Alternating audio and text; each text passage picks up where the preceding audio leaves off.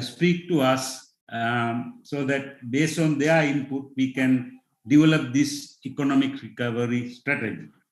Now, to reiterate the purpose of this webinar series, we have two objectives. First one is to educate our membership. I hope these well-educated economists will not be offended when I say educate, because as I understand, a comprehensive recovery strategies need every small branch of economics to be considered. Not only initially, probably we need to concentrate more on monetary policy and financial market and credit side, but then we have to go into all the other aspects. So since we have specialized in some areas of economics and worked a long time on those areas, it is a good thing to listen to the best economists who have worked on each and every thematic area to update ourselves. That is the first objective. The second is to develop this comprehensive recovery strategy. And we are planning to use this strategy, develop this strategy using a consultative and inclusive process so that it can be presented as a unified approach of Sri Lankan economists. I think since we, all three associations are involved, we can present it as a unified strategy produced by all the economists in the country. I think it is my duty to explain you a little bit about the process through which we came to this stage. Initially, we personal level, we couple of us, Dr. Professor Veeraheva, Dr. Athapattu, myself, and couple of others, we discussed, how should we do something about this crisis, and then this idea of having a webinar series came to our mind, and we approached Sri Lanka Agricultural Economic Associations to get what they think about it.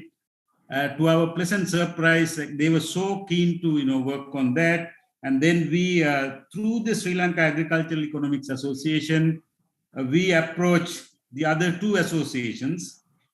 And then actually all the three associations were equally keen to work on this. And they all recognized that as the need of the hour. So I'm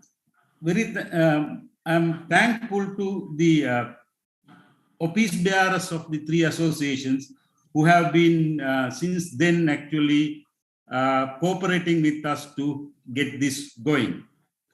And in the process, we had a couple of brainstorming meetings, and then we appointed an organizing committee. Then I was appointed as the chair of this committee, and Dr. Sashika Ratna was appointed as the secretary. But we, as a whole group, we are working together on this. The first webinar on the series will focus on the causes of the crisis and then how it will probably unfold in the next couple of months. There's a lot of uncertainty in everyone's mind what will happen next. So we are trying to understand this in this seminar. And then our second seminar is also, we did the groundwork for the second seminar. Dr. Santa Devarajan already agreed to be the key speaker. We are going to have a committee meeting next Monday or so to finalize the details of the second seminar, as well as to discuss the next steps. What are the other topics for the next seminars and so on and so forth. Before I introduce the speaker today, let me also state that the economic tragedy in our country is mainly due to ignoring economic principles in managing the economy. That's how I see it. And also the economic literacy among our leaders as well as the public is very poor. We need to work on both sides if you are going to implement a sound program of reforms. So many of us, including myself, we lived within our comfortable zones. We did our research in our special areas and did other things. So I think this comfortable zone professional work is no longer feasible given that the gravity of the crisis we are in. We all need to really put our heads together and then work on this economic crisis and help the country to get out of this crisis. And also, I think we need to remain apolitical in our professional work so that we can maintain our integrity and credibility while we are preparing the strategy. But once we have a sound strategy, we can invite the political parties and various other entities to, we can disseminate our results to anybody interested. I think along the way, however, we need to formulate a communication strategy. I think we need to get some media support as we are progressing towards the preparation of this. So I think that's all I want to say. Regarding the seminar today, the ground rules are as such. We will give about 40 minutes to our key speaker, and then we will invite the discussant. He will get about 25 minutes. And then after that, we will have about 15 minutes for the questions. Now, let me introduce the key speaker today. Our key speaker is Dr. Nandalal Veerasinghe, who obtained his PhD and master's degree from Australian National University, and he obtained a BSc degree from University of Kelaniya, Sri Lanka. He started his career in the Central Bank of Sri Lanka, and after 29 years of great service, he retired recently. During his central bank career, he held various positions, and he was the senior deputy governor at the time he retired. While serving the central bank, he held various positions such as alternative executive director for the International Monetary Fund, visiting research economists at the Southeast Asian Central Bank Research and Training Center in Malaysia, and visiting research fellow at the Australian National University. He is an advisory board member of the Center for Applied Macroeconomic Analysis at Crawford School of Public Policy in Australian National University. In his career at the central bank, Dr. Veerasinghe served as the chairman of the Monetary Policy Committee and the Foreign Reserve Management Committee, and chief economist and director of economic research. He has represented several cabinet subcommittees on economic matters. Despite being busy with the central bank career, Dr. Veerasinghe maintained his touch on academia. He taught at University of Colombo and published in international and national journals. Dr. Veerasinghe is known for his loyalty to economic profession and his dedication to manage the economy using sound economic principles. His 29 years of experience about implementing monetary policy in Sri Lanka and hands-on experience in preventing crises like this in the country is of enormous value to Sri Lanka, in particular to prevent this kind of crisis in the future. We are very fortunate to have him as the main speaker today, and we are very thankful to you for accepting our invitation. Dr. Veerasinghe, floor is yours now. Thank you very much, Dr. Unrathan, and also, first of all, let me thank the organizers for inviting me for this very important forum. And also, I have to say, I'm very privileged to be on this panel, especially with Professor Premranda Korala, whom one of the finest economists that Sri Lanka has produced, and also I was fortunate to work with him at the ANU when I was in PhD as a student. He was in my first panel as well. So it's a great pleasure and privilege to be in the panel with Professor Korala. So let me just share the screen first, and today I'm going to talk about my presentation. Well, and hopefully one can see the screen. Yeah. So today, what I'm going to talk about in my about 40 minutes time is the what is relevant is, first, briefly, I'll discuss what are the kind of causes of current economic crisis in Sri Lanka, and also, as suggested earlier, look at the outlook, how we are going to see unfolding the current crisis, and also the way forward in terms of policies and measures that what we think as economists, especially on macroeconomic management. I'm only focusing on, as I said earlier, on overall macroeconomic side. And as the chair mentioned, there will be a series of other seminars focusing on several other areas. So I'll be focusing mainly in area that I'm quite familiar, which is overall macroeconomic management. So let me just start with the first slide, which basically give you an idea of the worsening economic fundamentals, overall macro fundamentals, what we see as a today. So I'll also show you some of the, if possible, some of the slides or pictures if time permits. Otherwise, I'll go through. This is the period of historically lowest economic growth. For example, last year, negative 3.4% was a lowest negative growth that we have seen. And also at the same time, per capita GDP has been falling since 2017 from just above $4,000 per capita. Now is I think below 3,700. It is falling continuously from since then, from the peak of about $4,000 level. And as a result of the growth moving to a lower growth path since 2013, just if you look at historical data, since about 2000, we had the very high economic growth soon after the end of the war in 2009, up to 2012, about 8% growth.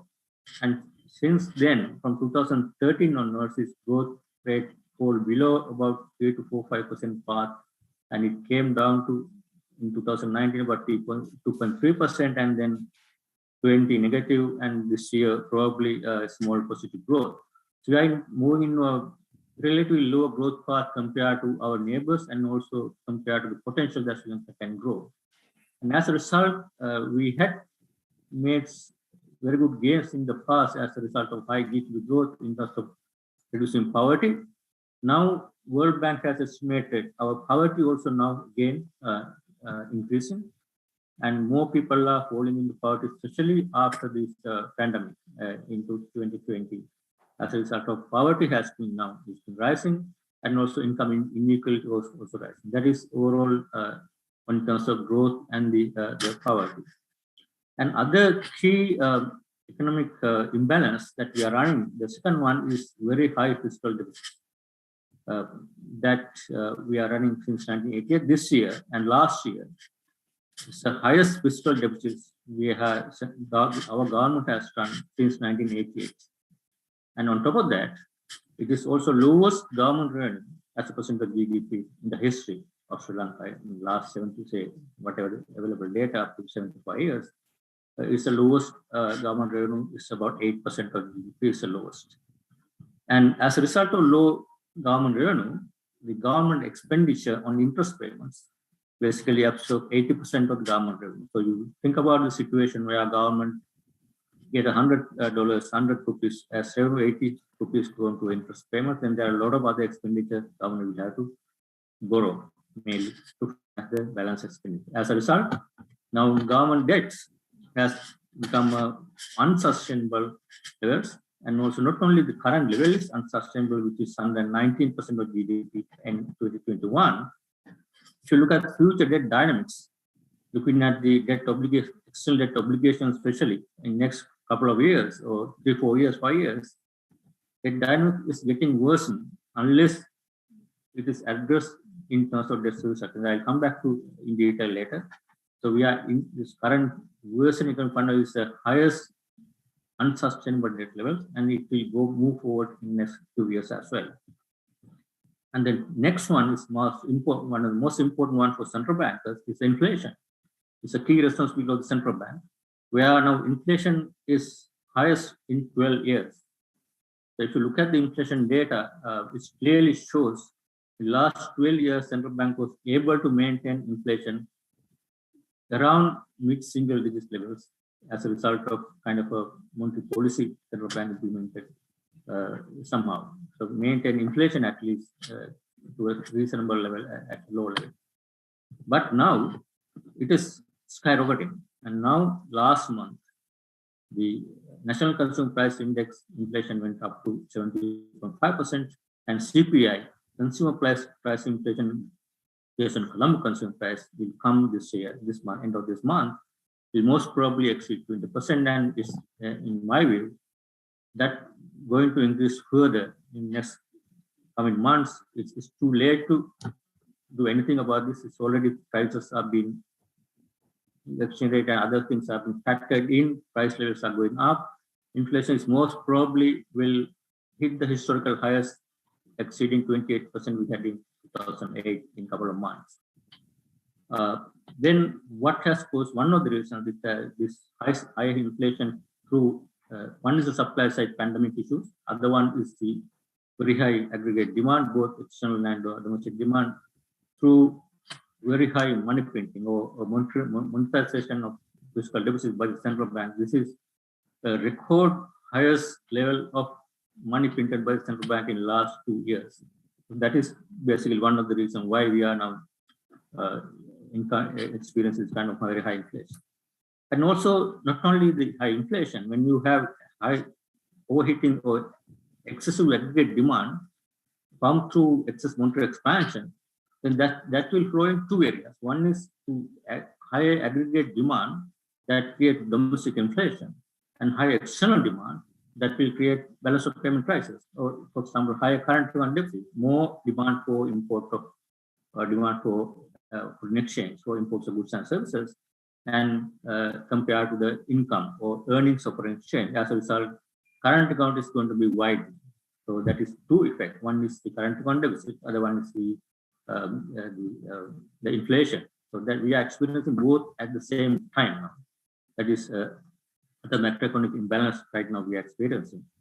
And the other one is important in terms of solvency and the debt service of meeting debt service obligation of the country, external debt service obligation, level of external reserves are now, we all know, I think this is public knowledge, level of reserves are much lower than the next 12-month debt service obligation. It's about public figures say 2.3 billion, but usable resource we can all understand it's about $500 million available. But next 12 months we have to meet almost $6 to $7 billion of worth of debt service obligations, and also without having so long-term external flows, it's very challenging how we're going to meet external payments in next 12 months with very low levels. So this is first time in 2020 and 2021 and this year, our flow levels were lower than the next 12 months. That's the first time. That is one important point. And as a result, earlier also we had this current account deficits and low level of resource, but those days we had access to international capital markets, so that when there was stress, rightly or wrongly, Sri Lanka government had access to capital markets, so that if there's a deficit in the current account or external balance of payment deficit or balance of payment issues, successive government was able to raise external financing through issuance of inter-sovereign bonds and several other instruments, and so that we were able to finance the kind of a current account deficit we have been running in the past. So right now, it is also not there. As a result, rising current account deficit, it's difficult to finance this deficit without kind of having a stress and shortages in foreign exchange. That's what we are experiencing right now. So then those are economic fundamentals. Then this next slide, I will talk about what are the structural, short-term structural issues, near-term structural issues. There are a lot of other structural issues that we can discuss in later seminars on a lot of other areas. But I'm talking about in terms of overall macroeconomic management. First one is right now we are experiencing highest ever losses made by two large state-owned enterprises, CPC and CBC, petroleum and electricity board. We never had this kind of losses in the past, so this is the highest ever. That's one thing. Second, the highest ever rupee and foreign currency debt by CPC, CB, and Sri Lankan Airlines, three large government corporations, which have huge exposure to foreign currency debt. And with this kind of currency depreciation and also shortage of foreign exchange for them to meet their discharge obligations to state banks, this has become a significant risk, not only to those corporations, but also the banking sector. This has a significant risk to financial stability as well, because two state banks exposure to the government in terms of overdraft, which is about over $1 trillion now, which is also highest in the history, and also exposure to state-owned enterprises, especially in foreign currency, is huge and highest. So if there's any way, if government becomes insolvent or government becomes unable to meet government research obligations, and then this will spill over to corporations, and that will make two state banks under heavy stress, and they could become insolvent if they lead into banking crisis if that situation is not managed properly. This is, remember, right now we are experiencing a balance of payment crisis, shortage of foreign exchange, not a banking crisis. But this can lead into a banking crisis if we don't address it now, because the exposure and risk levels of the two state banks is very, very high. And in the situation, if this current situation, because there has been no proper measures implemented on time, we are too late now.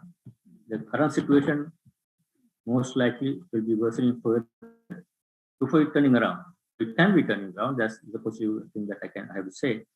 It will not last forever. At some point, it will crash and come out, or with policies, it can be smoothened out and turn around, whatever the way.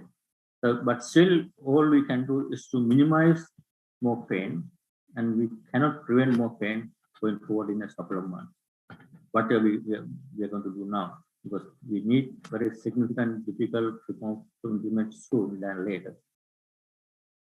This pain can be minimized only if those policies are implemented in the immediate future without any delays. So that's on the near-term issues. Now let me just focus on what are the causes that led to precipitation of current crisis. I would basically classify that into two categories. One is long-term structural issues that contribute to weakening economic fundamentals. For example, now there are certain issues; those are not necessarily a fault of this government or last government. Those are legacy issues coming or a successive governments. Those are issues that has been lingering over and not addressing, and it's still going on. So those are legacy issues, I would say, long-term structural issues. Second part are the short-term policies. So when you are having this long-term structural kind of issues without being addressed, when the country is faced with the external shock, plus the pandemic and also the reversal of certain policies, then it could certainly trigger economic crisis. Earlier, what I said, weakening economic fundamentals because of the structural issues. Second one is triggering crisis as a result of partly the pandemic, not the full reason, and mainly due to the not implementing right policies at the right time. So let me elaborate on those two areas before I conclude. So the long-term structural issues that has been coming for the last 15, 20 or years, and if you look at fiscal deficit that I mentioned earlier, is only this year highest ever, but still, if you look at Sri Lanka's fiscal deficit from 1977 onwards, since the liberalization, average fiscal deficit, when I look at 1977 to up to 2008 time period, up to 2008, average was almost 9.5% per GDP of the fiscal deficit. Can you imagine a country, I don't know any country, which has done a large, long-term, that kind of fiscal deficits, meaning less revenue, more expenditure, and then you fill that through borrowing. either concessional borrowings Recording or in commercial borrowings. progress. So in the past, earlier part, there was a lot of concessional financing, so it was sustainable because very low interest rate and long-term loans. So that went on, and then we came to a situation where we move into a kind of a low middle income category. Our access to concessional finance was coming down, and as a result, we had to rely on more commercial financing, and still that went on the running high fiscal deficits. And as a result, now the deficit, fiscal deficit and debt has become unsustainable. So this is a long term. So this is not only by this government, not only by last government, it's running from historically. Then the other one is a fiscal dominance of multiple. This is also not a new one. Whenever government is running high fiscal deficits, central bank had to, or central bank was forced to finance part of the fiscal deficit to a certain extent for a period of time. If you look at even from 97 and on, there are periods very high monetary expansion, very high monetization of fiscal deficit from time to time. But there are times there it had been managed, and that is where you see some low inflation. But a lot of period average inflation from 1977 to 2007 is about 12% on average. Very high, relatively very high in Sri Lanka compared to our peer countries. And also that is a reflection of monetary policy, fiscal dominance of monetary policy and accommodative monetary policy to facilitate high fiscal deficits done by the government. And as a result, we had seen repeat cycles of balance of payment crisis, and we had gone to the IMF 16 times. But what happened basically when you go to the IMF, we fix that temporary and then go back to scale and then just forget about those policies and then continue the bad practice. And also the other structural is long-term one is to be, as I mentioned earlier, we switch into commercial borrowings to finance government expenditure which are less productive. I'm not against the external borrowings because when the country is having a large savings investment gap and cutting current account deficit, obviously the country needs to borrow externally. Only the issue is that when the government is borrowing externally on commercial terms, if that money funds are not spent on less productive expenditure, which would not increase the capacity of the country to earn foreign exchange, then obviously we are going into trouble. That is basically if you look at commercial financing we started issuing interest or in bonds capital markets in 2007. I was also involved in that process from that time onwards. And first $500 million, and then we have now the total external debt starting from 5% commercial debt. Now we are over 50% are basically on commercial debt, that government external borrowing. So that is where now we are in a situation. And it's okay if that 50% of commercial borrowing had been invested properly so that country's foreign exchange earning capacity had been increased, then obviously we would not be in this kind of situation. The country can earn foreign exchange to meet all these future debt service payments. Now we have not done that. As a result, now we are finding it difficult and struggling to make debt service payments. And the cycle of repeating cycles of borrowing and meeting debt service payments, this is going on, and this is the only way right now until we address all these long-term structural issues.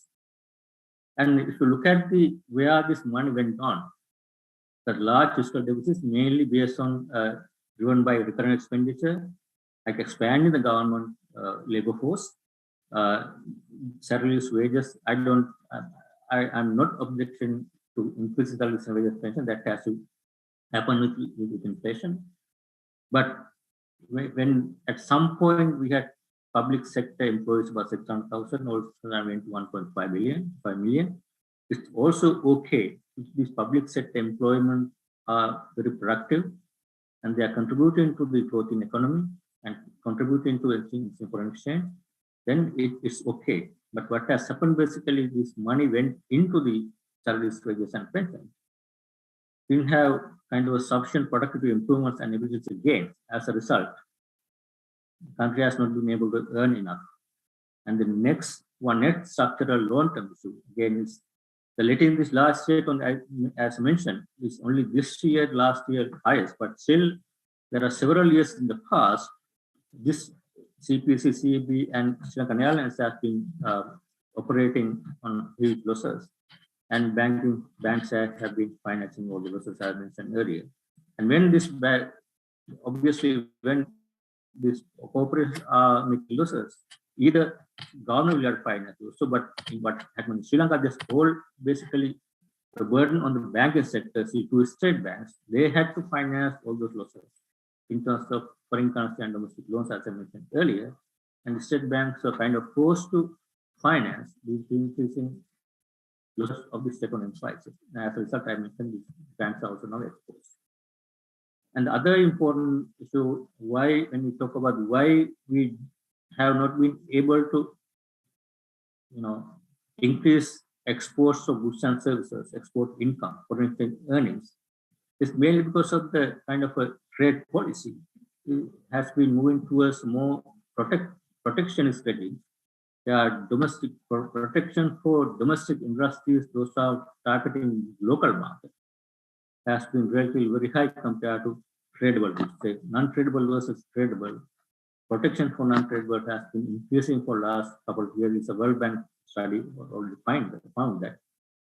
This is one reason why we are not seeing diversified exports or exports going to different areas or going sufficiently. And also as a result, what we need to finance current one is a foreign direct investment, at least partly finance that.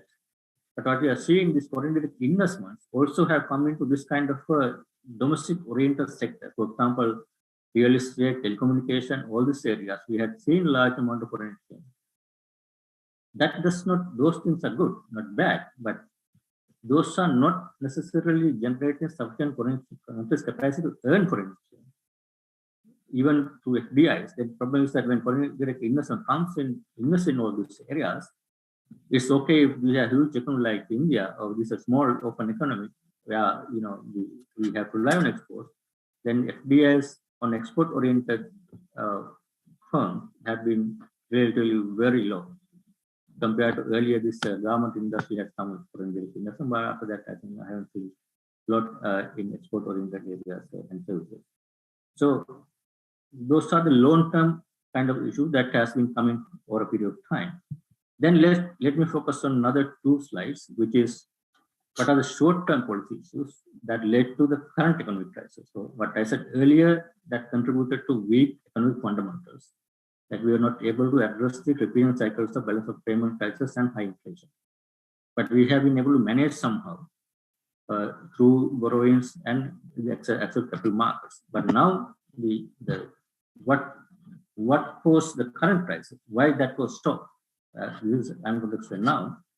This first one is in 2019 December, there's a biggest mistake of the current government is to reduce taxes significantly and reintroduce what they call long-term tax exemptions for so-called strategic development projects, which was suspended earlier, but it was reintroduced. Give 10-year, 15-year, 25-year tax concession or tax expenditure when your tax income is 8-9% of GDP.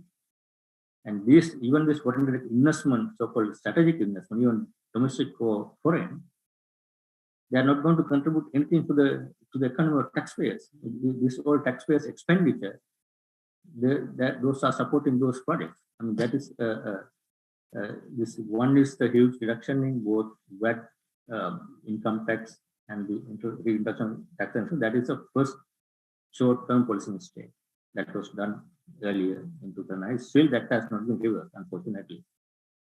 And the second one, there was under the previous IMF program, there was a pricing formula introduced at least for petroleum products. Right, it was a transparent petroleum pricing formula. It was supposed to increase or decrease domestic prices by protecting the gas component side duties. And when prices global are increasing, then there's an automatic adjustment. That is how a lot of countries are managing petroleum prices. That was suspended in early 2020. And then for too long, the prices are fixed without adjusting despite very low petroleum prices and very high petroleum prices still maintain the same domestic prices that created that huge losses for CPC and also CG. And the third one, a lot of people have not talked, analysts and media have not talked about this third factor.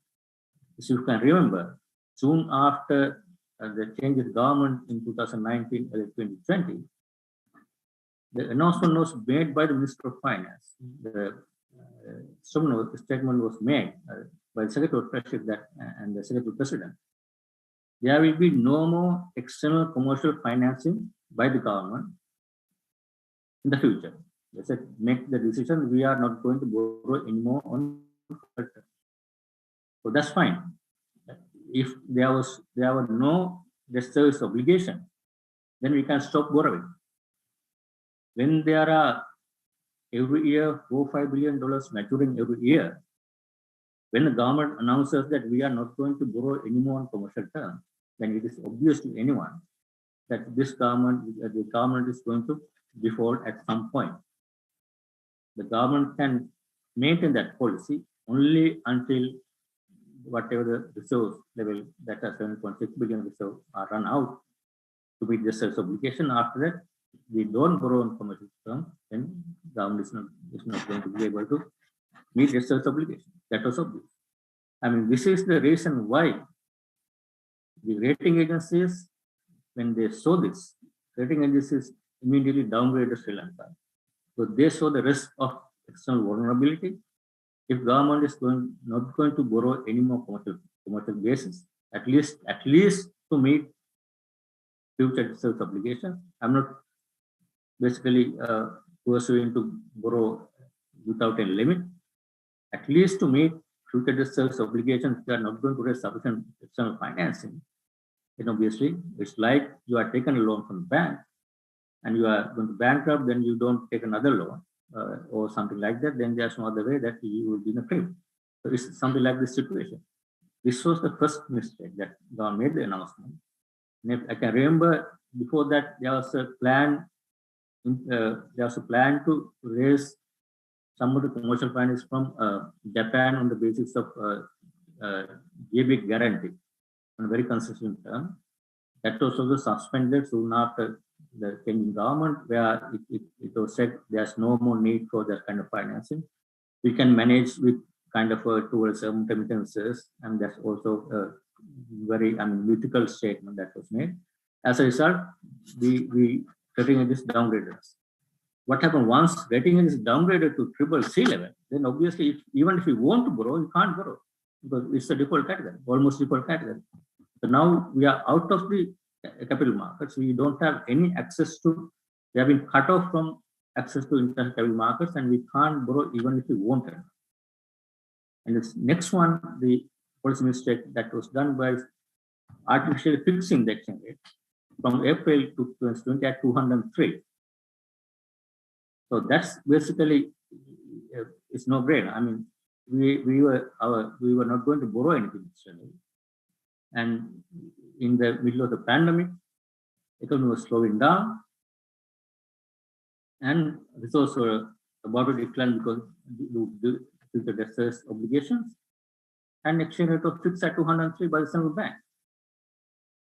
And to maintain that peg, only way that central bank had to spend whatever the little resources that they had, a large amount of money had to spend to defend exchange rate at 203. That was one of the biggest mistakes that was done in the recent past. That is one of the key reasons for the current crisis. Obviously, then recently it was told that I talk about that mistake separately next time in the next slide. And as a result, we are seeing huge black market premium, informal market for foreign exchange. We never had 20% black market premium for informal foreign exchange transaction in this country historically ever. From the day that 203 was fixed, from that day, black market, informal market trading at 140, 50, 60, it was going up gradually. And what happened basically, on the formal market, there were no foreign exchange available for essential imports like petroleum for the CPC, gas for gas companies, milk, pharmaceuticals for pharmaceutical corporation, those are not available. And whatever money coming from exports and remittances went to the informal market, all non-essential imports are financed through very high exchange rate. As I said, those not only the prices were those domestic prices of the non-essential imports, those are imported using black market exchange rate. They factored already high prices, factored 240, 250 at that time. That's why inflation, one of the reasons inflation already started going up even before exchange rate depreciation or float in the exchange rate, because people who imported non-essential other imports were already factoring $140 to $50 in their pricing. That has to happen, otherwise people can't make losses. This is then also there's one more slide on short-term policy mistakes, and this is what I mentioned already. Is the inflation and also the fixing exchange rate and printing excessive print of money, excessive monetary expansion through central bank financing is basically is a recipe for the crisis. That's what happened in the last 2 years. Highest ever amount of central bank financing of the budget deficits. That how it was done.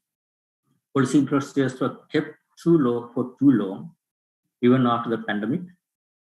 When pandemic effect was gradually relaxing, then still rates were kept. It's okay during a short period during the pandemic when countries were locked down. It's okay to keep low interest rates low and print some amount of money, but it became a practice. Until now, it's going on.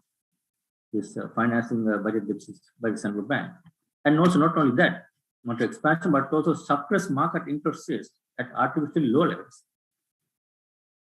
So that is that. As a result, when you have financial distress or suppress market interest rates, then you kill all the markets. On one hand, the local domestic secondary market for government securities. There was a very active secondary market for a period of time. It all basically killed the market, the first one. Second one, when domestic foreign market, it was also killed by the fixed exchange rate. If you look at the volumes of foreign exchange transactions in the bank market, it almost came down somewhere zero in the interbank market foreign transactions compared to 100 million, somewhere 120 million worth of transaction within the interbank. When you cap the price, obviously if there's no supply, obviously there's no liquidity. The both foreign market was killed, domestic secondary market, especially bills and market was killed as a result of this directed capping interest rates and the exchange rate. And to address that, there was some mechanism in the last time we drafted. These are long-term. To address earlier, I mentioned the long-term issues. We drafted the new Central Banking Act, which should basically give some more autonomy for the central bank and also to address this long-term structural issues. The new central bank bill, which was intended to first strengthen autonomy and accountability of the central bank. Second, to establish the new monetary policy framework, which has worked well, to establish formally that what we call flexible inflation targeting regime that was able to bring down inflation around 8.5% over a long period of time, 12 years, to establish that and incorporate into the Central Banking Act, and also to limit direct monetary financing, directly central bank subsidizing the primary auctions and directly the pumping money into the system through budgetary financing. That also had limits under the law in the new bill. And also there's a new institutional framework to proper coordination of the monetary policy and fiscal policy that is necessary. But will have to be independent. Two policies, monetary policy, fiscal policy will have to be done independently with proper coordination. So there was an institutional framework built into the new act to do that, and also address the conflict of interest issues like Secretary of the Treasury sitting in the monetary board and making monetary policy interest rate decision is a clearly conflict of interest. That was addressed through a different monetary board institutional arrangement. These are necessary reforms for modern central banking, so that also this new bill only submitted to the parliament and the new government did not proceed, and this was a big now. We don't cite this. Then, so that let me have one couple of points to make on the pandemic, because there's a lot of discussion whether this pandemic has caused this crisis. We can hear a lot of stories about if there's no pandemic, we wouldn't have this issue. So let me just deal with that. Obviously, pandemic has some short-term impact on certain economic fundamentals. For example, in 2020, negative GDP growth is mainly as a result of lockdowns, restricted economic activity. As a result, economy contracted by 3.4%. If you want to have some kind of a quantification, is the way to do that is you look at the actual GDP growth projections before the pandemic that was done by Central Bank or IMF. You can see a lot of predictions for growth before the pandemic, and then you look at what the actual outcome. And the difference shows that what was expected earlier and what the actual outcome. The difference can be attributed to the pandemic and other measures. So if you look at Sri Lanka situation, 2020, projection was around, I think, 4 to 5%. Actual was negative 3.4%. So there's a 7% decline in terms of percentage points of the GDP. That also translates into reduction of per capita GDP by around $500 per capita during 2020. So one can attribute that also partly because of the pandemic. And also the reason for this decline, one is the restricted economic activities, and also the tourism also affected to a significant way because of the pandemic. That's partly contributed with that. And what is interesting to note is that no one has highlighted this also. Who has borne the cost of pandemic-related expenditure? Who has paid for pandemic-related expenditure in Sri Lanka? Let me come back to the next slide just to show the numbers. This is based on Central Bank roadmap, the 6-month roadmap. I see they have updated recently one of the other presentations also. This first part is the total value of packages in 3 different ways during the pandemic. First one is monetary stimulus in terms of monetary policy expansion. Central Bank itself says value of monetary stimulus is 2167 billion. It's about 14.5% of GDP. That is the biggest contribution coming from the monetary policy. That's huge monetary stimulus contributed to support the economy at this time. This is up to end September 2021, the numbers based on the roadmap.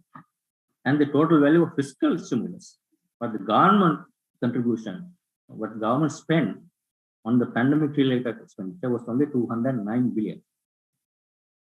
So which is about 1.4% or something like GDP. That is very small by the taxpayers.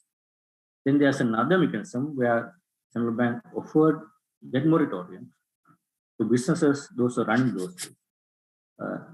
There are 2 things. One is a debt moratorium to giving them extended times to repay their debt obligation to banking sector. Other one is 4% interest scheme, low interest scheme, subsidized scheme, and low interest rates. So total value of that has been estimated 780 billion. So that is those are the support packages. Then you look at who has borne the cost of it. Same percentage, and roadmap also presented that because of the low interest rates maintained by central bank, private sector has saved $365 billion, rupees during this period. What does that mean? Private sector has saved the interest cost by 365 million. Who paid that 360 million? Government did not subsidize the 360 million. It's all by the financial institution. They pass this cost to the depositors. That is why deposit rates for the pensioners, normal savers, net savers, they are the ones who paid in terms of low interest income for their saving deposits, 365 billion. Basically, that bill, not financed by the government or taxpayers, that financed by the saving people who are saving in this country, or basically people who deposit money in banks and financial institutions. So, as a result, their incomes went down. People who benefited interest savings, their incomes went up. I'll show another slide to show that. In the second part, Central Bank also estimated the government also saved 313 billion in terms of low to success low interest rates during the same period. So when government saves 313 billion rupees in the interest payments to suppress interest, who is paying them? Payers are people who are investing in government securities. They are getting directed suppressed interest rates for their investment. Who are these investors? Large part are basically ETF and ETF. Lifetime savings of the private sector people whose funds have been used to finance the government subsidy government interest payments by 313 billion, which means these 2 years, effectively, this large part of this is a loss to return on ETF and ETF investors. Savings by the private sector people in this country, their savings have been taxed to subsidize government interest payments. That's the second point. Then third point was borne by taxpayers. It's only 209 billion as I mentioned.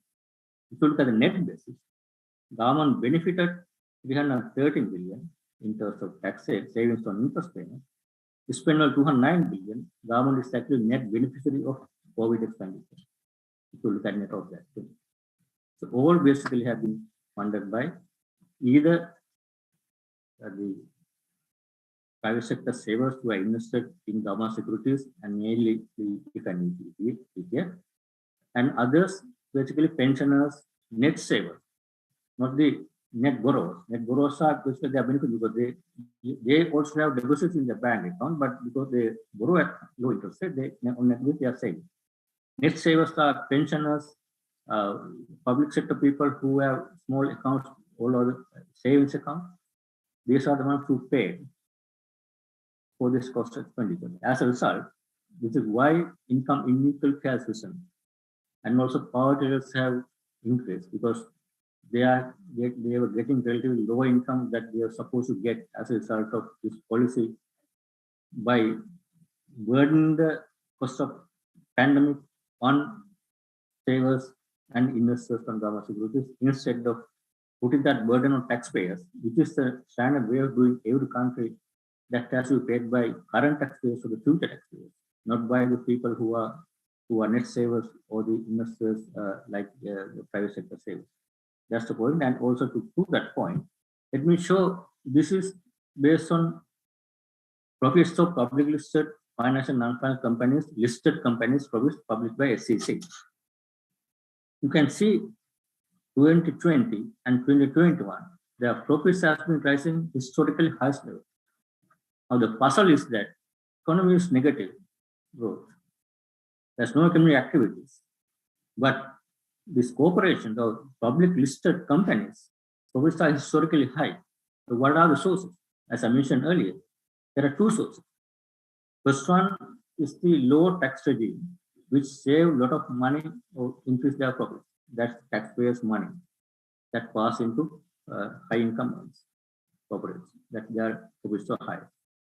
Second, suppress interest rates, lower financial cost in terms of subsidized interest rates and suppress interest rates. As if their financial cost was much lower compared to earlier. So they made a lot of money. Historical highest amount of profits were made. This is actual data based on published from the financial institution listed in Colombo Stock Exchange. So this is another evidence to show that pandemic expenditure has been borne by relatively poor, that has contributed to high income inequality and higher levels of poverty. Now let me deal with the last part. What has been done by the government so far to address? So that is also important to discuss. So basically, they have done something that we have to acknowledge that so far. First point that started after this without doing anything, and then the good thing that in October 2021, Central Bank announced what they call 6-month roadmap, just to trying to address the issue. There was a plan and there are a lot of details, and this was announced, indicating that within 6 months all will be turned around and all will be fine and there's no issue. No need to go to the IMF, no need to restart the debt, no need to increase taxes, we will address that. And then there was a plan. So that was, in my view, was highly unrealistic even at the beginning. just to make that comment. And what actually happened, if you look back, now 6 months is now complete. Almost end of this month is 6 months. Situation, in fact, got worse during this 6 months. And economic fundamentals move in completely opposite direction compared to the prediction in the roadmap. It's complete turnaround. And as a result, even before the completion of the roadmap period, government had to reverse some of the policy and take certain measures on ad hoc basis. That's what I say ad hoc basis means it's not a proper sequencing way that things should have been done. But they did basically that those are right things. Only problem is the sequencing was wrong. It was on ad hoc basis. First one started to raise policy interest rate, that's fine. Interest rate will have to go up, but it was too little and too late. And second, they also removed the cap on yields on domestic goods. As a result, they're printing money, at least trying to scale down the amount of printing money by removing the yield on cap that was imposed by Secretary of Treasury on the fiscal dominance. And that was basically removed. That was a good move.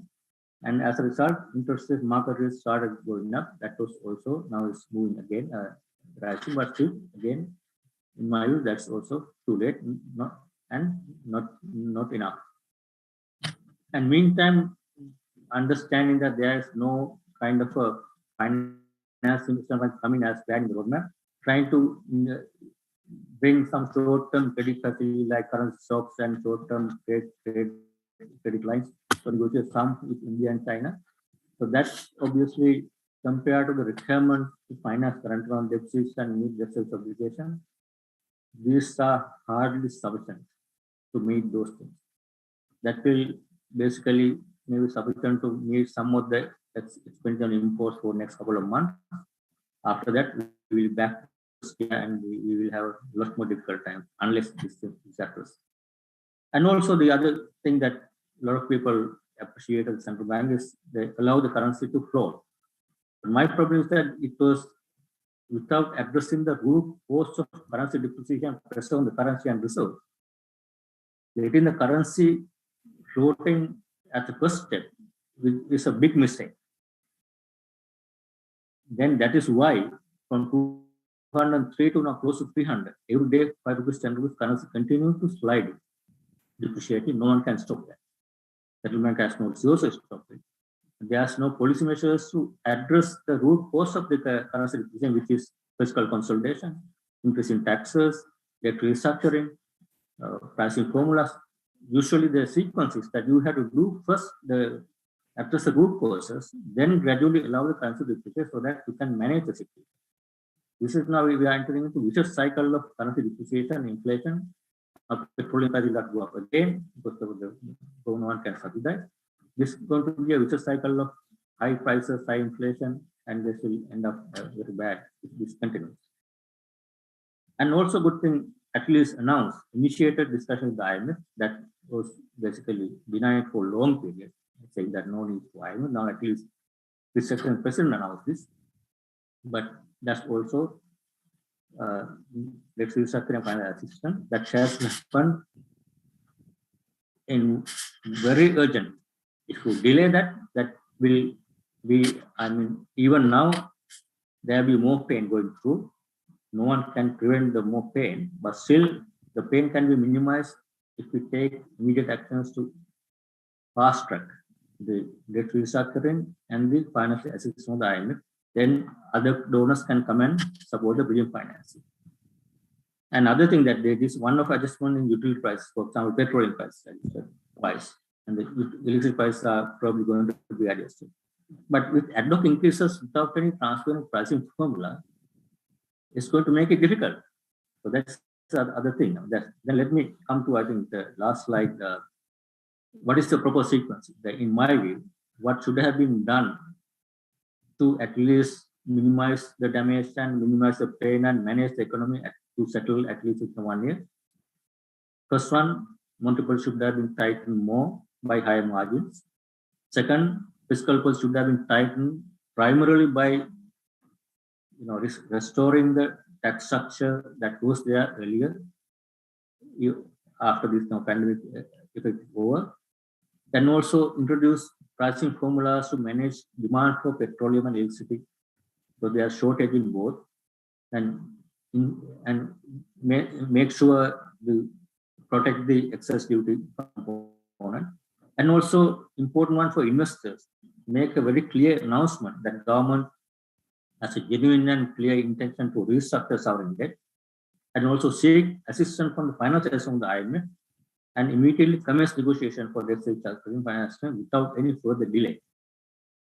More delay this process, more pain going to come in the future. On that basis of progress in negotiation, no point of asking for bridging financing now. Government will have to make some progress in negotiation, then only can ask some short-term help to navigate this deficit process. It will take about 6 to 12 months at least. So for that period, we need some bridging financing.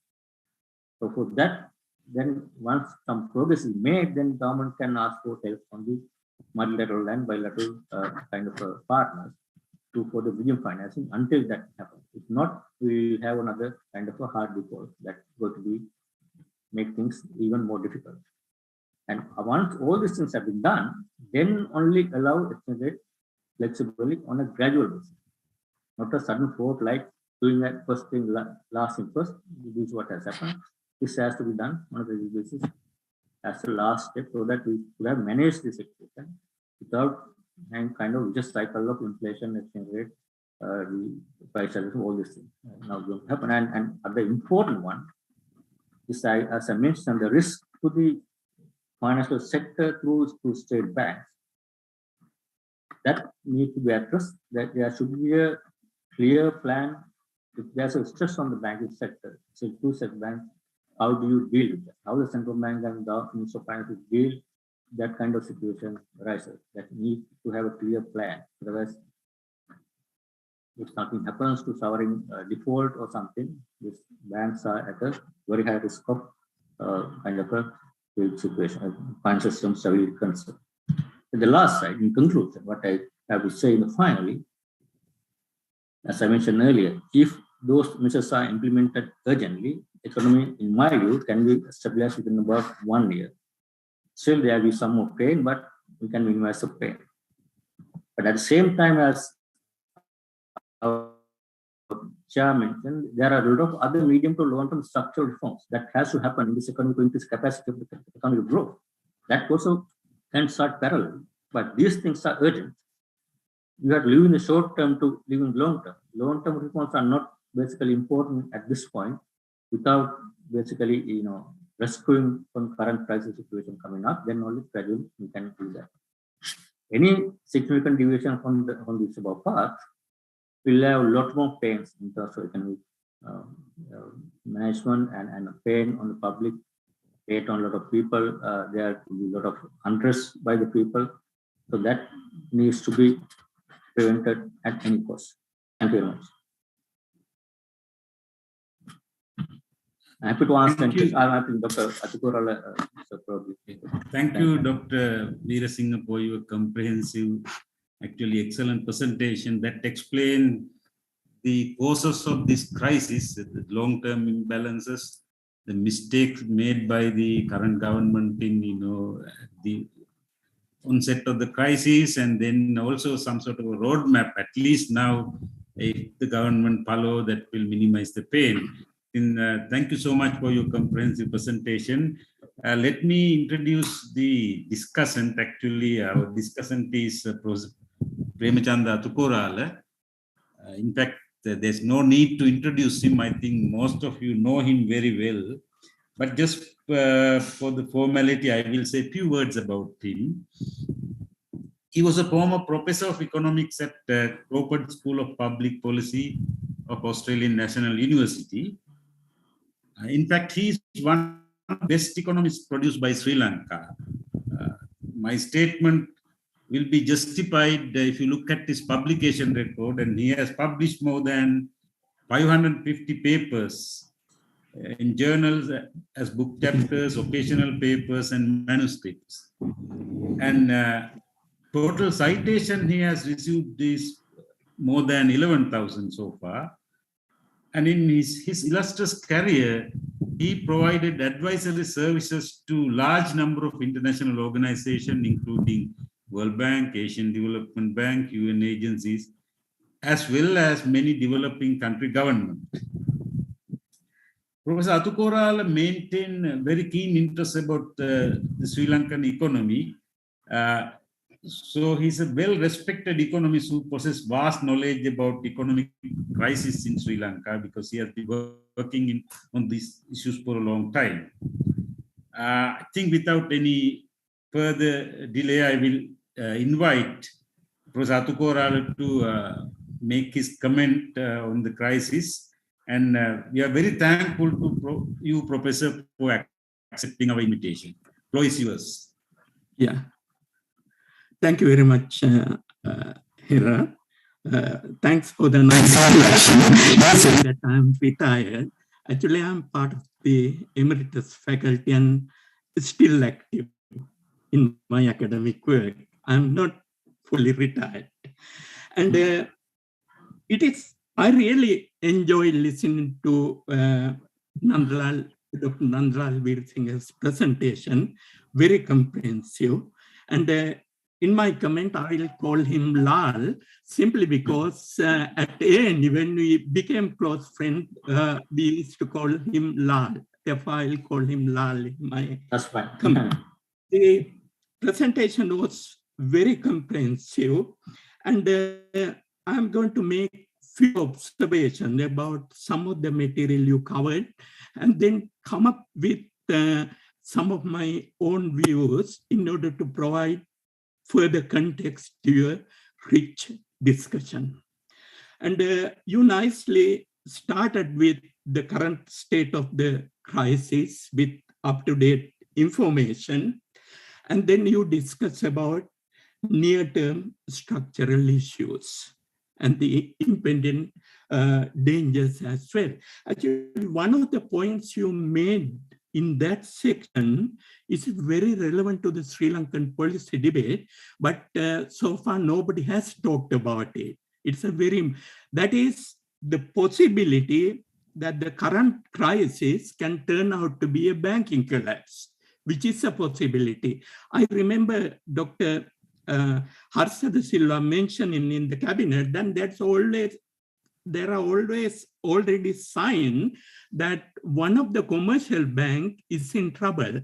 I think perhaps Lal can make further comment on that issue.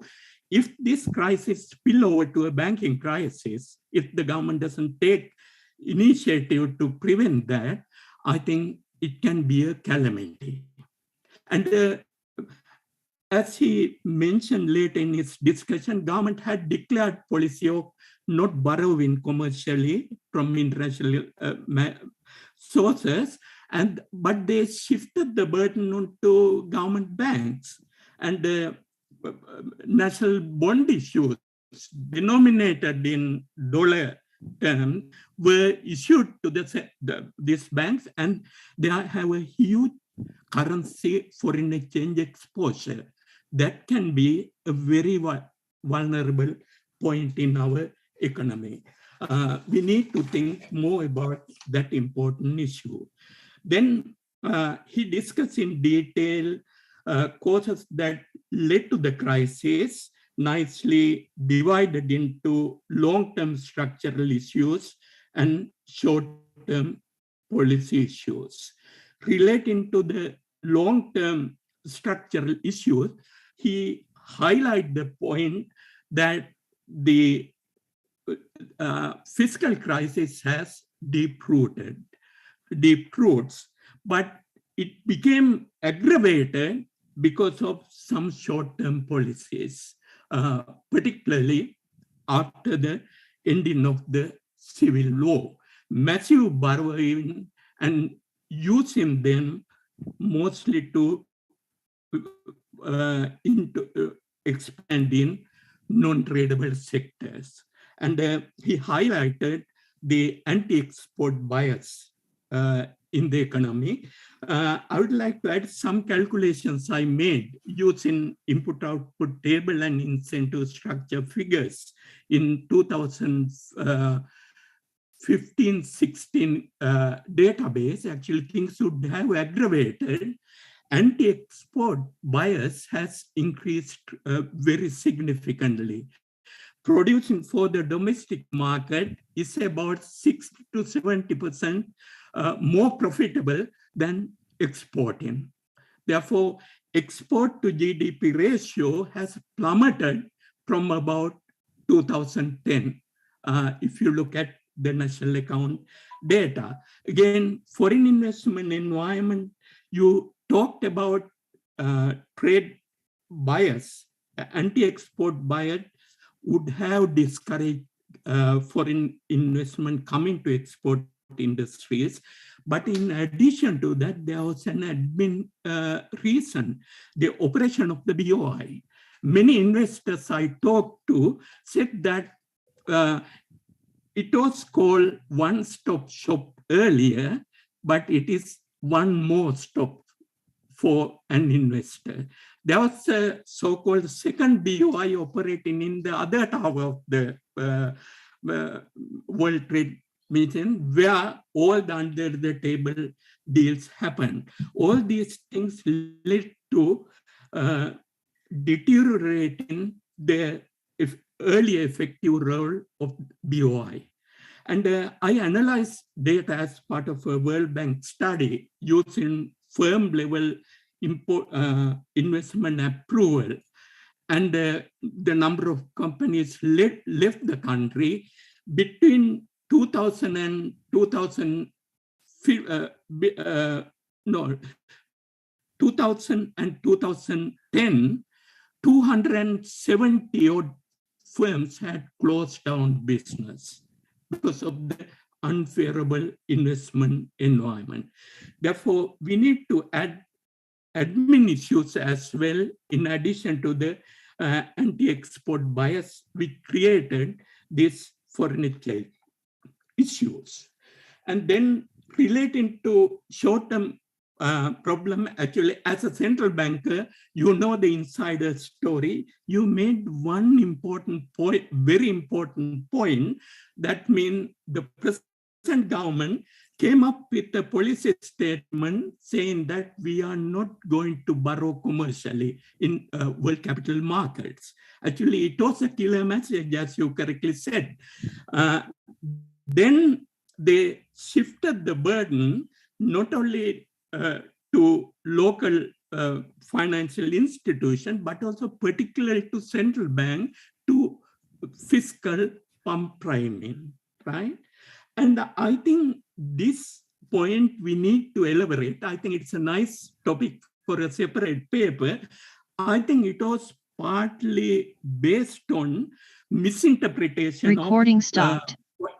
What you call so-called Recording in progress.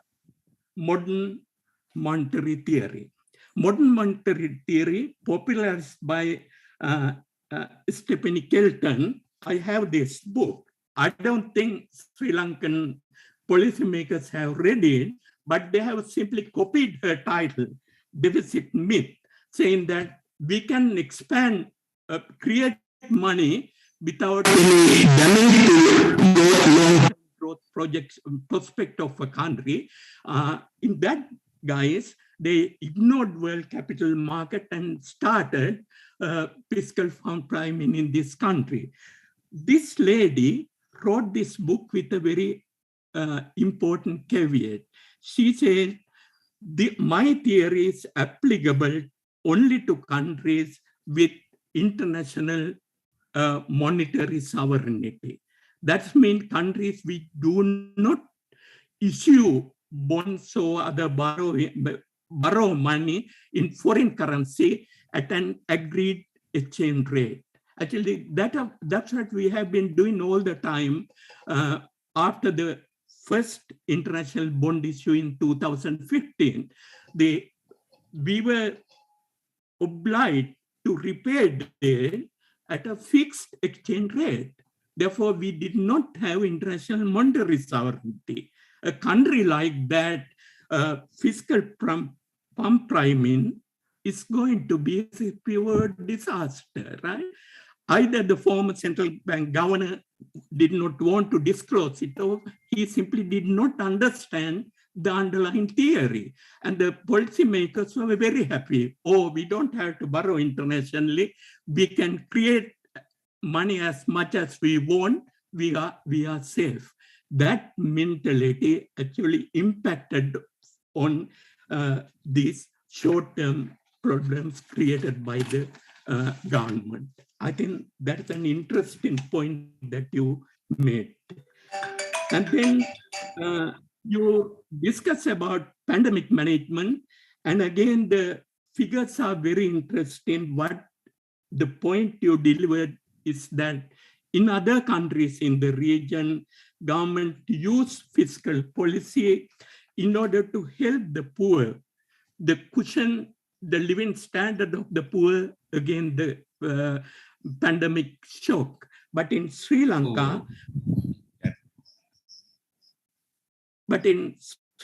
what has happened is that pandemic measures taken by the government has enriched. Income disparities would have increased. And you highlighted that point very clearly. And then policy measures so far, basically what your message is that so far there hasn't been a cohesive, coherent policy response from the government to the crisis, to solve the crisis. And again, you made the important point, under the previous government's structural adjustment policy package agreed with the IMF, revenue-based structural adjustment policies had been implemented successfully. They brought the primary deficit of the budget back to balance. Now, these policies were successes were basically ignored. New tax reforms, concessions were given. All these things contributed to widening fiscal deficit. And then you clearly point out that there is no other alternative but to enter into a IMF-based structural adjustment program. I fully agree your policy prescription. I think I have got about 5 minutes. Can I use it to make some specific comments? And let me show my slides.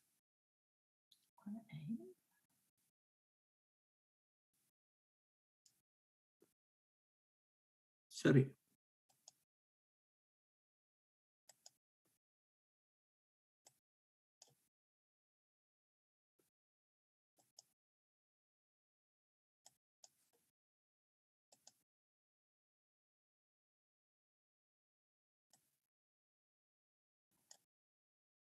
Just a minute.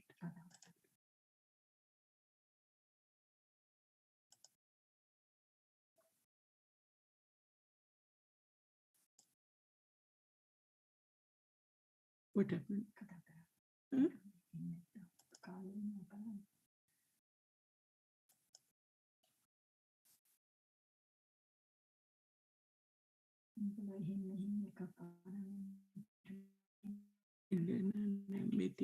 Chandra, we can see the screen. Yeah. Can you see the slide? No. We see the first page, Australian National University, the emblem and the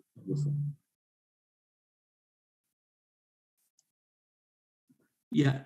Let me.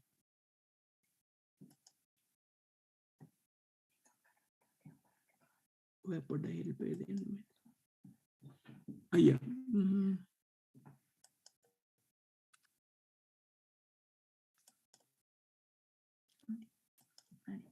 Yeah. Can you see the slides? Yes, we can see the slide, Professor. All right. Yeah, I'll put it to slideshow.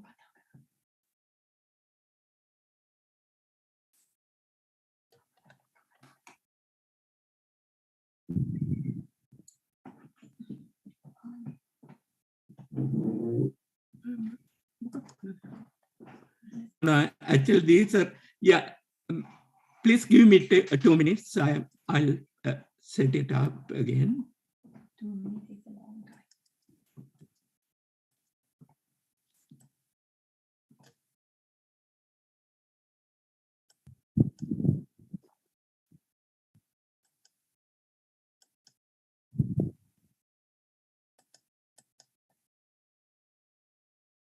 In the way they are, but Sorry.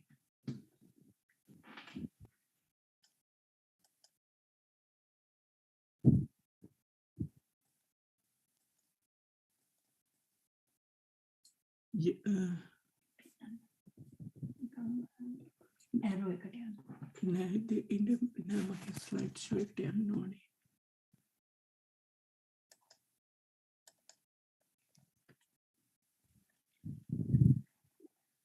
Yeah.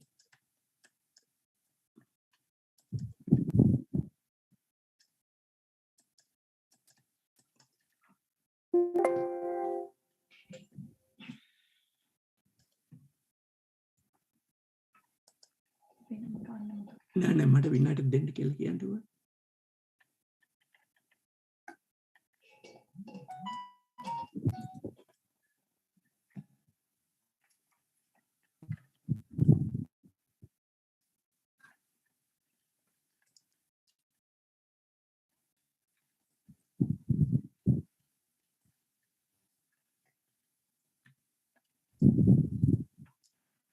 වෙලානේ.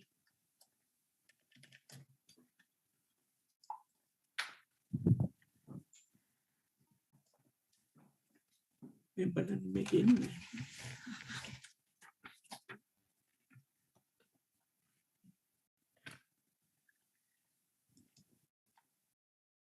මෙන්න ඒකෙන් Slides නැතුව කතා කරන්න.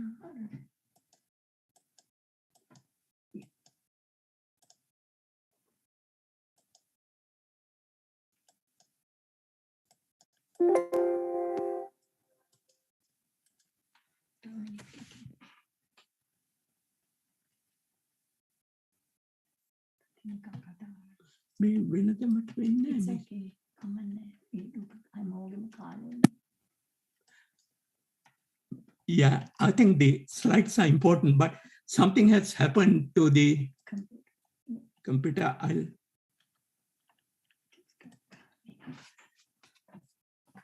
Sir, can you attach it in the chat box? Then I can share it for you. No, I'll say, I'll exit from here and then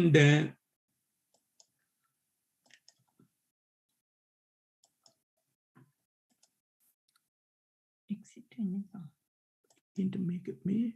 yeah, that's fine. Yeah. Yeah, it is fine. It was. yeah. Yeah. Yeah. Yeah. Okay. Now it's fine.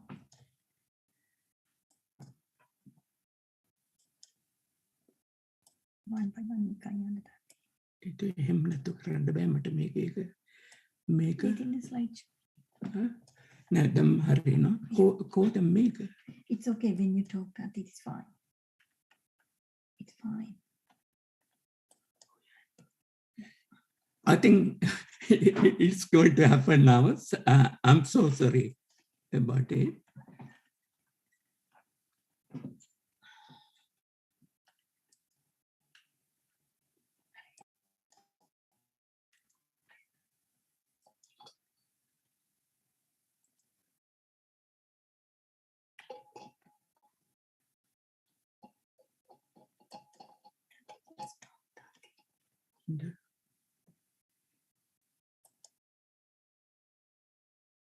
Now this is open. One by one නිකන් යන්න.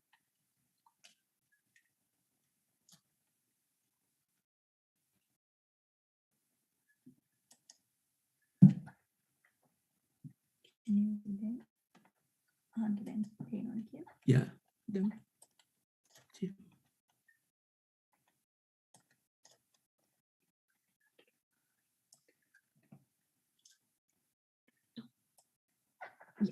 they can't see it, but I have to put it to the slideshow mode. Slide එක නැතුව කතා කරන්නකෝ. දැන් මට කරන්න බැහැ. Slide එක අර පැත්තට. Chandra, if you press the share screen, then you can upload, then click on the file, then it will be shown. I uploaded, but it doesn't come. I think I will speak. With Yeah, I that. think it's better. Yeah. The actually, in addition to the minor points I made relating to Lal's presentation, I would like to make 3 specific comments.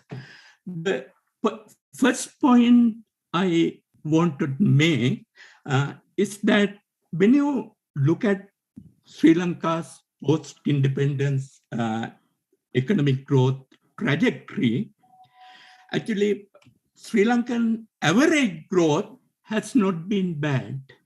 It was real per capita income growth from about 1960 until 2019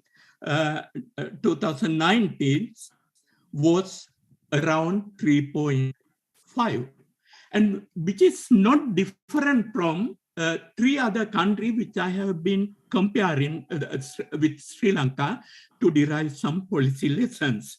These are Malaysia, Thailand, and Indonesia.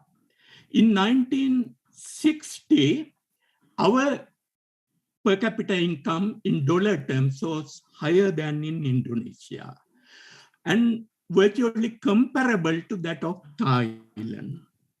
And Malaysian per capita income was about 2 times higher, right?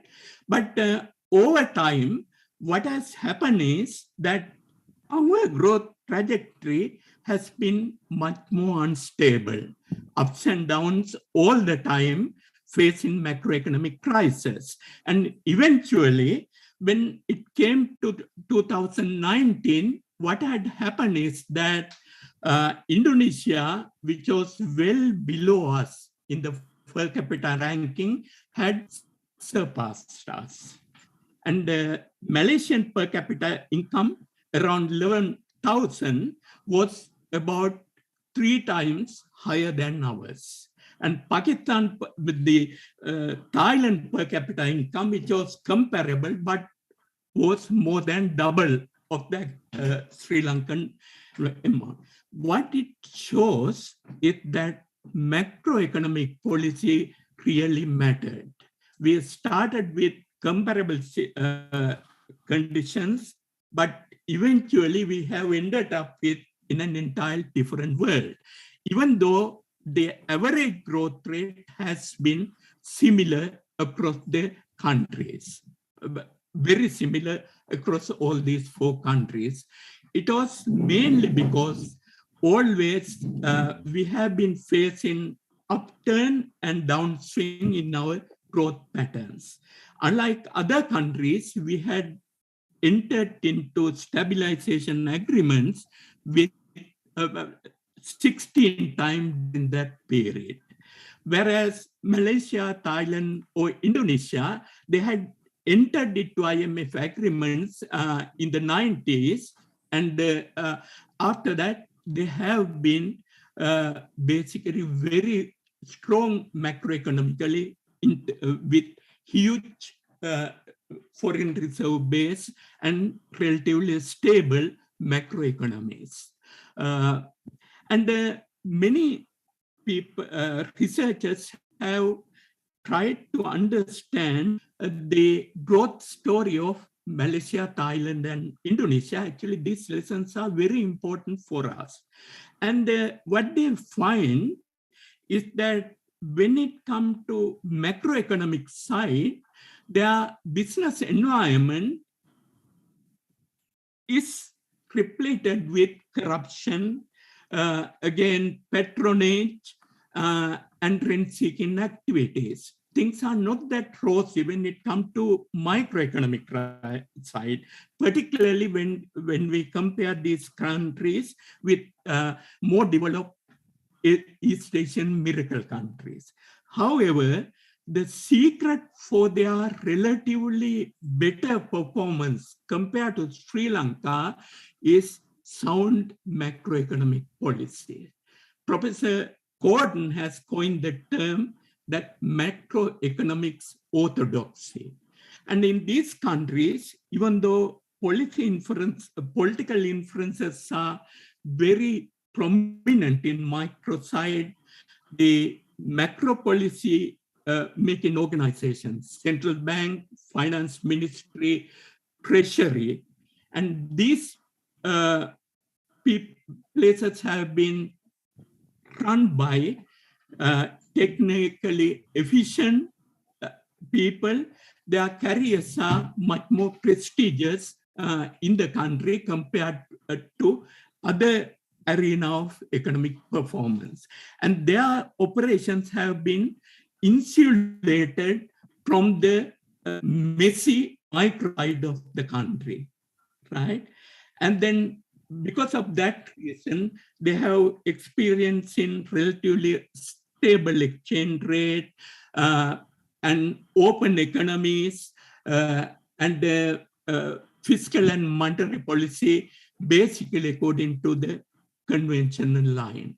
Because of that reason, not only their growth rates are high, but they have been more stable. But this is the biggest lesson from these countries for Sri Lanka. For Sri Lanka. Again, when the countries face a macroeconomic crisis, they solve it immediately. And they faced the massive East Asian financial crisis, but within 2 years, they came out of the crisis.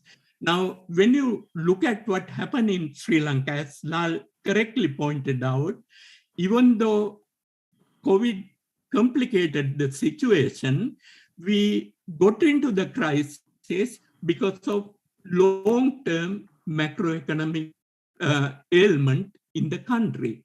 But still, we have not taken a concrete, comprehensive policy response to the crisis. And this point, I think, provide nice setting for the very rich story made by Lal in his presentation.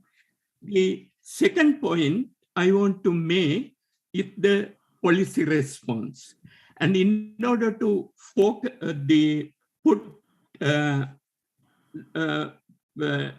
Dr. Witsinger's presentation in context, I would like to say that policy response so far has been basically muddling through, right? And picking up some issues and trying to address them without thinking about the overall economy-wide nature of the problem we are encountering. Actually, when I mentioned this, actually the proverbial Indian story about the 7 blind men who tried to identify the elephant come into my mind. Somebody who touched the trunk of the elephant said that elephant is like a snake, right? Somebody who touched the belly of the elephant, the blind man, said that, oh, elephant is like a stone. Or a third man who sensed the big ears of the elephant say that, oh, elephant is like a fan. We know in fan. Like that, what in our policy debate, they try to identify the elephant's parts, like blind elements, and trying to fix up individual element. But it is not going to work.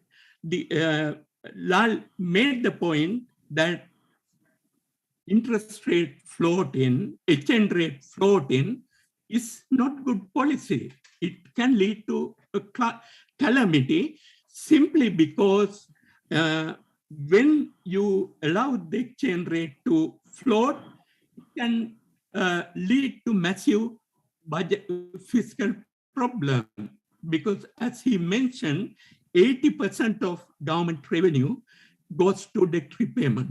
Now, interest payment and debt repayment is going to increase massively because of the exchange rate floating. Now it is about around 280 cents per dollar.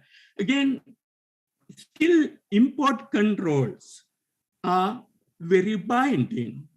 In that context, simply floating the exchange rate is not going to erase the foreign exchange black market, right? And again, inflation is going to be much higher because of the exchange rate floating. Exchange rate floating had to come as a package. And I heard somebody saying in the parliament that now we are doing what IMF asked us to do. IMF would never ask the country in this polity mess up to depreciate only the exchange rate, to float the exchange rate. We need a policy mix. That's why we need to go to the IMF. And so far, the policy response has been ad hoc, trying to build with individual elements in the macro picture without taking an all-encompassing approach. And Lal's presentation made that point clear. Finally, what are the prospects? I'm going to expand a little bit about what Lal made in his excellent presentation.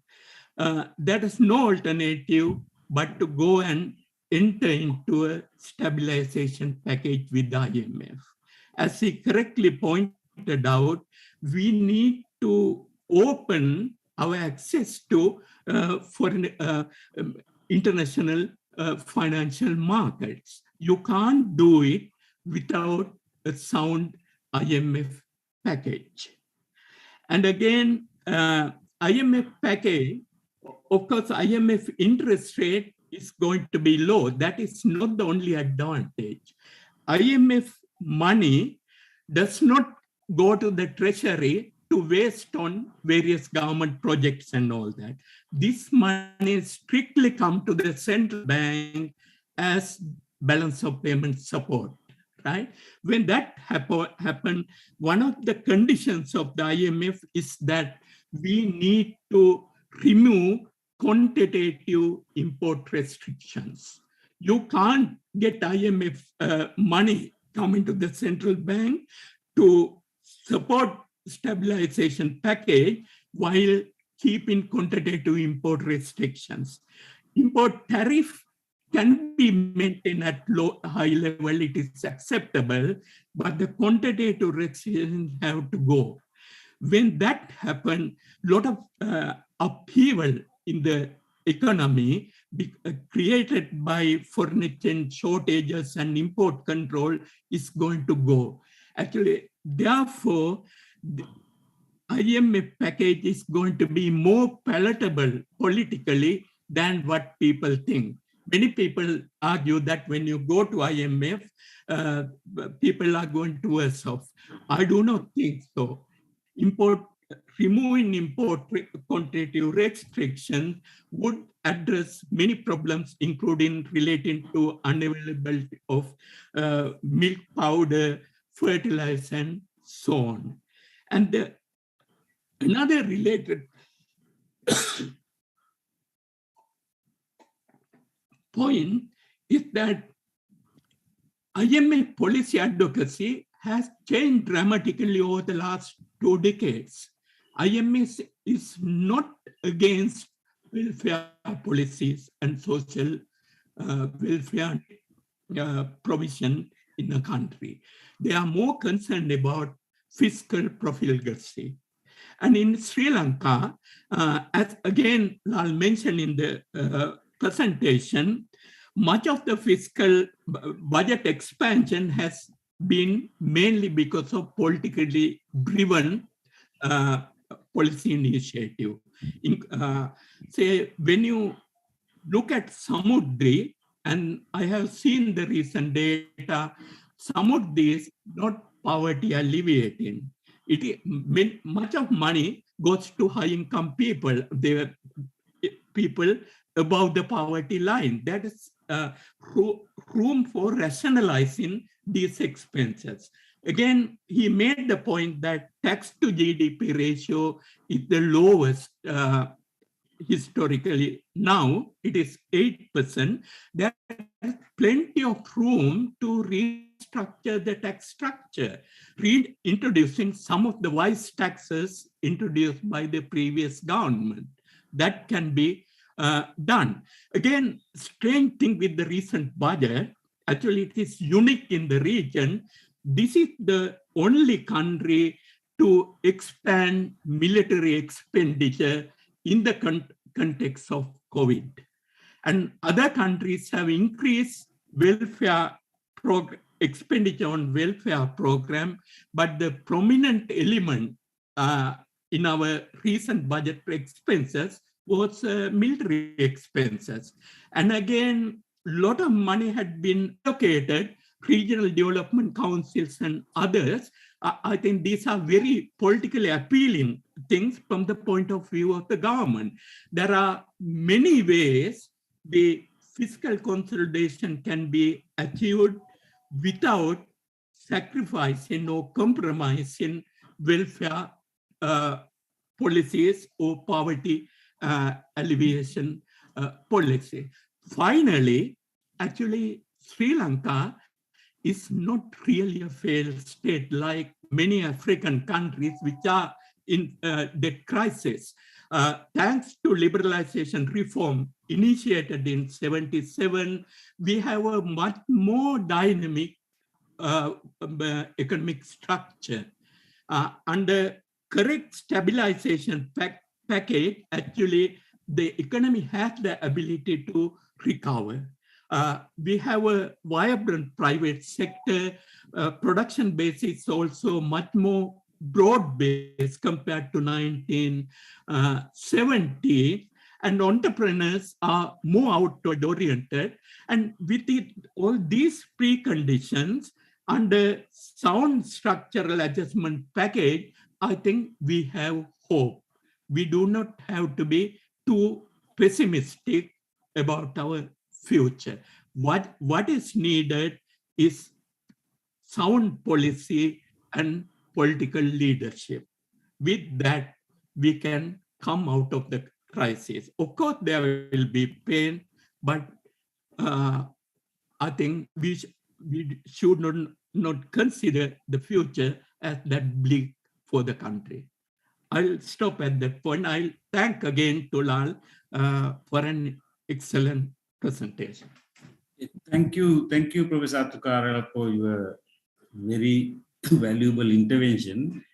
In fact, in the crisis and how it evolved and what we need to do seems very complex, but at least we were able to get some basic understanding about what caused the crisis and how to move forward in correcting the economy. Now we are coming to the question and answer session. Since we already utilized little more time than we planned, let me first read a couple of questions that are directed to Dr. Weerasinghe so that he can answer them. And then I will invite the participant to type their questions in Q&A session. Even if we cannot answer them all in this session, probably the presenter and the discussant will probably they have time. If they have time, they can answer to you on these questions. We can post them in our repository. You know that we have created this repository that we are going to upload all the presentations and even the recording of the video so that you all can download and read it if you miss anything. Now, in terms of questions to Dr. Weerasinghe, There's one question regarding the central bank. It says, in my assessment, the central bank has not been played its role properly to manage the fiscal and monetary policy. Actually, it should be monetary policy, just because of the political interferences. I think that is one, probably it's a comment. And another question asks about what kind of short, medium, and long-term reforms we